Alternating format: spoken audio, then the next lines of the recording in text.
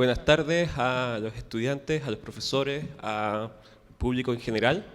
Lo que vengo a hablar hoy es se sale un poco de lo que venía hablando harto tiempo, sino que es más una propuesta nueva que comenzó a ejecutarse el año pasado y que creo que con fuerza este año debería o el próximo agarrar un poco más de potencialidad. Yo soy originario ¿será? De Rengo, sexta región, en la cuenca del Cachapoal, o la gran cuenca de la sexta región.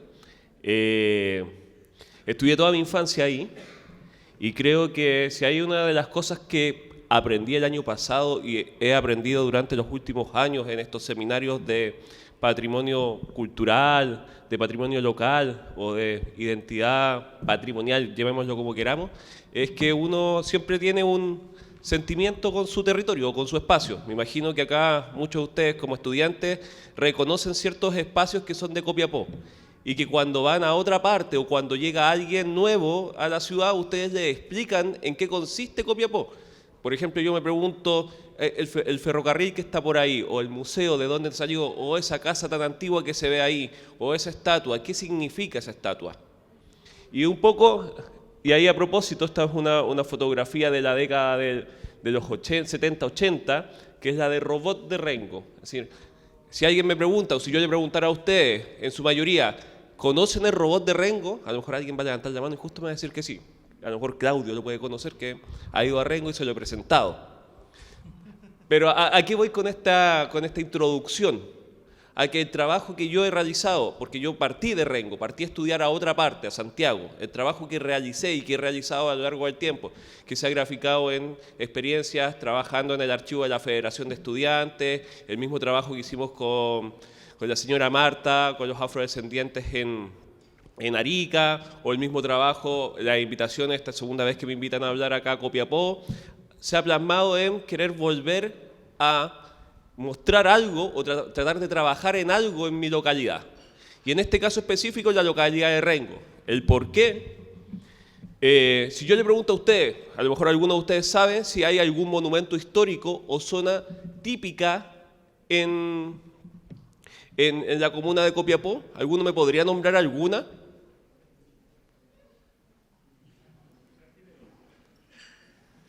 Una sola. ¿O no tenemos? El Padre Negro y la Cruz. Buen punto. ¿Alguna otra zona que ustedes digan esto es patrimonio y que yo la puedo rescatar?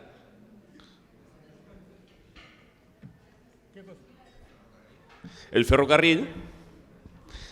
Bueno, en Rengo lo que llevó la primera investigación que empezamos con un grupo la gracia de lo que comienza a suceder en Rengo estos últimos años es que empezó a migrar muchos estudiantes, así como nosotros que salimos, o ustedes que a lo mejor van a salir o no de esta región, pero si llegan a salir, empiezan a volver con un título profesional. Muchos volvieron con un título profesional de ciencias sociales, por ejemplo, antropólogos, historiadores, gente de lenguaje, que empezamos a ver en Rengo una posibilidad de trabajo.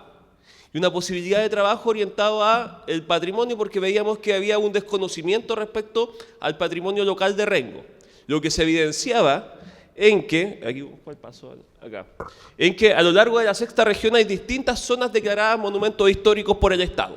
Y no solo por el Estado, porque es la comunidad, es decir, ustedes o distintos juntas de vecinos, pueden ser agrupaciones culturales, agrupaciones patrimoniales, que declaran un interés histórico en su patrimonio.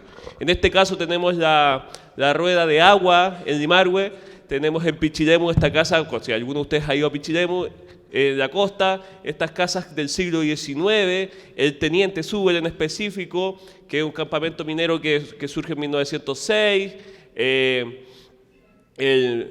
tenemos la estación de ferrocarriles de San Fernando, y así uno puede nombrar una serie de monumentos históricos. La diferencia es que en Rengo, si uno entra a la página de monumentos históricos, no hay ningún monumento histórico declarado. Y por lo tanto uno podría decir fácilmente, en Rengo no hay patrimonio, ¿o no? Si no hay ningún patrimonio declarado, y ahí es como cuando nos surge la duda, ¿realmente no hay ningún patrimonio declarado? Y aquí empieza el tema, porque uno escucha a sus abuelos, un poco muy similar a la presentación de la mesa anterior y de las que se han venido dando, escucha a sus abuelos y ve que les hablan, o los antepasados empiezan a hablar de ciertas calles, de ciertos momentos que uno puede identificar como patrimonio, pero que hay que trabajarlo, es decir, la misma comunidad tiene que sentirse parte. Por lo tanto, fuimos identificando en un primer diagnóstico, este es un trabajo muy diagnóstico respecto a la realidad patrimonial de Rengo, el molino de Rengo creado durante el proceso de industrialización por sustitución de importaciones. Rengo llegó a ser una de las principales ciudades industriales, de lo cual hoy día solo existen ciertos registros y ciertas materialidades en ciertos espacios, como en este caso el molino propiamente tal. Más al lado vemos la estación de ferrocarril, así como estaba la estación de ferrocarril de San Fernando, que también queda en la sexta región, estaba también la de Rengo, la calle Bisquer, que es una de las primeras calles que surgen en Rengo, una avenida que buscaba, que está justo al lado del ferrocarril y que buscaba que la gente al momento de salir viera una primera impresión muy buena de Rengo. La misma iglesia, la estatua de la Sagrada Familia, el robot que vimos anteriormente, el tema que todavía hoy día se reparte en carretas el pan, con la panadería de la Espiga de Oro. Es decir, identificamos ciertos momentos que podrían ser eventualmente considerados o elementos que podrían ser considerados patrimonio. Y entonces comenzamos con que se ven afectados por otros procesos que hoy día creo que permiten entender que queramos hacer una educación patrimonial y preocuparnos como comunidad del patrimonio, que son en primer lugar la construcción. Llevo 5, ya, yo pensé que me quedan 5. La construcción de la nueva municipalidad que estaba anclada en esta calle que se ve ahí, que es la calle Bisquer, que es la calle como... A ver, sí. Esta calle Bisquer fue parte de las viviendas fueron demolidas para poder construir... A ver, ahí sí, me pierdo. Este edificio nuevo que rompe un poco con la estructura, rompe completamente con la estructura tradicional de construcción de adobe del casco histórico de Rengo.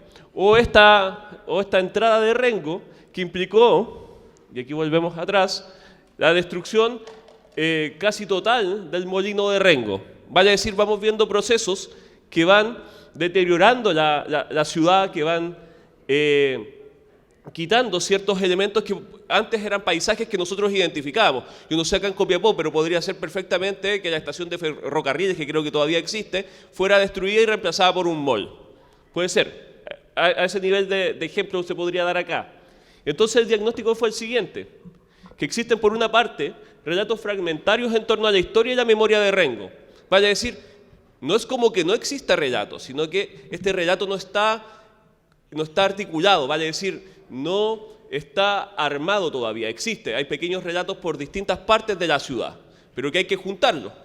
Y eso es una de las cosas que vimos y identificamos a partir de diversas entrevistas con agrupaciones culturales que están surgiendo en Rengo, que luego las vamos a ver. La falta de conciencia patrimonial, pero esta conciencia patrimonial se da porque no hay un trabajo detrás de educación patrimonial, creemos. Y lo que va con la segunda, que es la necesidad de una educación patrimonial y una rearticulación con las agrupaciones culturales que vamos a ver más adelante. Yo podría mentir y decir, acá no existe trabajo patrimonial. No, en los últimos tiempos, como les comentaba, existe una serie de profesionales que están volviendo a la comuna de Rengo. Y se han armado proyectos patrimoniales y culturales. Este que es un gran proyecto que se está llevando a cabo con un proyecto CONICET Explora que se llama Anillos de Árboles como Archivos Ambientales. Es decir, lo que se hace es ir al Cerro Huilquío a revisar los cipreses, que son una especie de árbol que se da allá, y a partir de los anillos, cuando uno corta el árbol por la mitad, se da cuenta que tiene anillos. Y esos anillos dan una historia de la ciudad. No de la ciudad, del espacio físico. Es decir, cuando hay sequía, se puede ver cuando hay inundaciones, cuando ocurrieron ciertos eventos de carácter natural. Es decir, esta es una primera aproximación que nos podría dar a entender el patrimonio más natural de Rengo. Y en segundo lugar, ahí sí, la Escuela de Teatro Antropológico, que lo que busca es, a través de una rearticulación con la memoria local, armar teatro. Ya no solo un teatro de traer obras de teatro que no representen necesariamente los saberes de Rengo, sino que articularlo con saberes de Rengo. Y en torno a eso, podría darle más ejemplos. Por ejemplo, está el trabajo de todo lo que es el patrimonio gastronómico de Rengo, que también se está haciendo un trabajo de rescate a través de saberes específicos de comidas que se dan en el lugar. Que es un poco lo que hablaba Marta con el tema de el picante de mondongo en Arica. Yo no sé, acá quizás tienen también algún plato característico y resaltar ese plato y resaltar los productos locales también, que tenga una acción práctica. Y entonces, la idea del proyecto y que se levantó fue levantar a partir de la biblioteca de Rengo, que había sido desplazada de esta calle, de esta avenida que les mostré que era Bisquer, fue desplazada a un pequeño local en el Liceo C15. Vale decir, desplazaron uno de los espacios culturales de la comuna, es decir, y buscamos levantar ese espacio a través de armando un archivo comunitario, vale decir, empezar a buscar aquellas fuentes de información que nos permitiesen rearticular una historia de Rengo. Y en ese intento fuimos armando un pequeño diagnóstico en donde ya hemos visitado al Club Social Caupolicán, que es un club social que data del siglo XIX, que nace de los artesanos de Rengo, el Liceo B14, que tiene documentos de 1886 en adelante, fotografías históricas de Rengo de fotógrafos tanto amateur que empezaron a llegar a la comuna, como también de fotógrafos profesionales, que nos datan también y nos muestran cómo era el Rengo de principios del siglo XX y mediados del siglo XX. La acción directa con dirigentes sociales de Rengo, y en este caso con gente de sindicatos que todavía guardan periódicos obreros de este proceso de industrialización, los bomberos de Rengo, que también tienen su archivo que data del siglo XIX, aspectos más de cultura en Rengo, por ejemplo, de trabajar con poetas, de trabajar con gente músicos que han guardado documentos de la parroquia, que es otro de los grandes puntos de documentación, del sindicato de panificadores como un ejemplo de dirigentes sociales, del Club AUCA, que es un club de ayuda social que se dio que lleva más de 70 años funcionando, y por último de la Asociación Campesina de los Hermanos Carrera, que se fundó durante la reforma agraria. Vale decir, de distintos componentes, y acá nos damos cuenta, son relatos fragmentarios de distintos momentos de Rengo, que uno podría eventualmente tener un gran archivo, es decir, una cantidad de documentos que nos permitan rearticular esto. Y ahora, a modo de finalización, aquí unas fotos de los libros de clases de Rengo, de la iglesia de Rengo, de la basílica,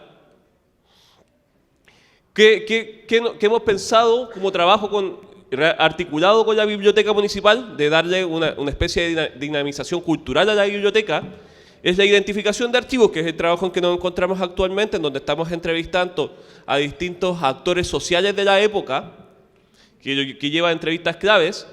Al mes de octubre, que deberíamos tener nuestro primer taller de archivística comunitaria, que ya es un proyecto que hemos desarrollado con Claudio en Arica, que consiste en que ellos mismos armen la historia de los hitos más importantes de Rengo y también definan qué es su archivo, es decir, qué es aquello que queda y aquello que no queda, qué es lo que quiero mostrar y no mostrar, porque son ellos los encargados, en definitiva, de administrar su archivo. Luego la elaboración de proyecto, porque una vez que tengamos ya identificado cuál es la cuantificación del material que tenemos, hay que dividirlo en fases de trabajo. Y luego de eso, estamos trabajando también con profesores del Liceo B14, una chica que está a cargo del archivo del Liceo B14, para hacerlo proyección pedagógica. Como se dan cuenta, es un trabajo que está en proceso de elaboración, pero creía que era pertinente poder mostrar cómo lo he pensado en función también de las experiencias que se han mostrado en los seminarios anteriores y el trabajo en talleres de patrimonio que están llevando ustedes mismos como estudiantes y también ver la visión propia de ustedes como habitantes también de un territorio en específico con características singulares que pueden ser y donde se puede rescatar diversos saberes patrimoniales. Eso, muchas gracias.